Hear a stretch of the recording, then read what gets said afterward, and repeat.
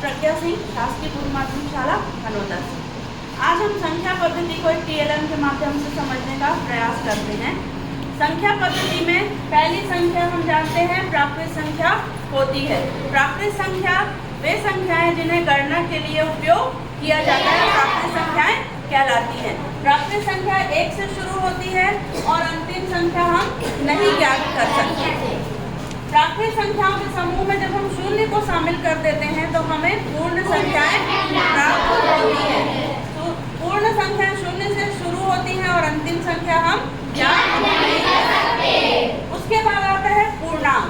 पूर्णांक में हम शून्य, धनात्मक संख्याएं और ऋणात्मक संख्याओं को जब शामिल कर देते हैं तो वो क्या बन जाते हैं? उसके बाद आता है परिमेय संख्या।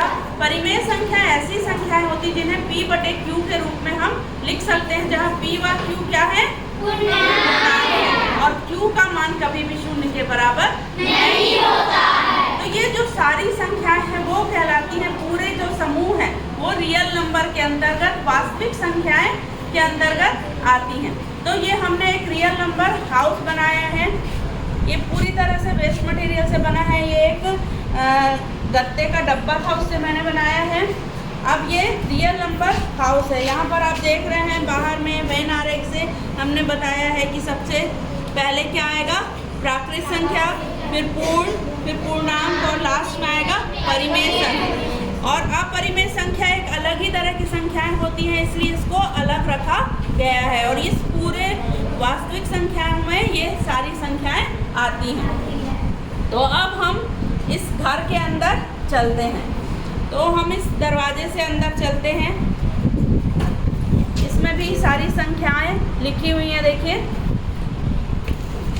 तो हम पहले दरवाजे से जब अंदर जाते हैं तो हमें सबसे पहले दिखती हैं प्राकृत संख्याएं। इसमें दीवार में भी आपको लिखी हुई दिख रही हैं प्राकृत संख्याएं। प्राकृत संख्याओं की परिभाषा भी यहाँ पर लिखी हुई है।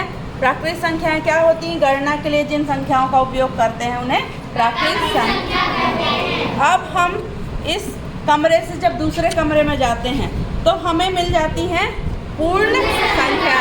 प्राकृत संख्या में जब हम शून्य को शामिल कर देते हैं तो हमें पूर्ण संख्याएं मिल जाती हैं। इस वाले दोनों कमरे मिलाकर ये क्या हो गया? पूर्ण संख्या। यहाँ पर पूर्ण संख्याएं बैठी हुई हैं, देखिए सोफे पर भी बैठी हैं, है ना। अब उसके बाद यहाँ पूर्ण संख्याओं की परिभाषा भी लिखी हुई है। आगे हम बढ़ते हैं तो प्राकृत के पूर्ण के बाद क्या आएगा? पूर्णांक। तो पूर्णांक हमें कहाँ मिलेगा? ये वाले रूम में हमको पूर्णांक मिल रहा है। यहाँ ऋणात्मक संख्याएं भी हैं, धनात्मक तो पूरी शामिल हो ही गई। तो ये बन गया हमारा क्या? पूर्णांक संख्याओं का कमरा हो गया। ठीक है। उसके बाद हम पहुँचते हैं अगले कमरे में। यहाँ पर ये देखिए सारी पूर्णांक संख्याएं लिखी हुई हैं। अगले कमरे में हम जाते हैं तो हमें मिलती हैं परिमेय संख्या। परिमेय संख्याएं क्या होती हैं? पूर्णांक से मिलकर बनती हैं, धनात्मक भी हो सकती है, ऋणात्मक भी हो सकती है। यहाँ पर हमने भिन्न को थोड़ा सा अलग करने का प्रयास किया है। भिन्न और पूर्णांक परिमेय संख्याओं में कुछ डिफरेंस होता है। जो भिन्न होती हैं वो सिर्फ धनात्मक संख्याओं से मिलकर बनती हैं, मतलब वो पूर्ण संख्याओं से मिलकर बनती हैं। लेकिन परिमेय संख्या क्या होती है? ऋणात्मक संख्याएं भी उसमें शामिल हो जाती हैं, मतलब वो पूर्णांक से मिलकर बनता है। तो ये जो पूरा रूम है हमारा परिमेय संख्या को दर्शा रहा है।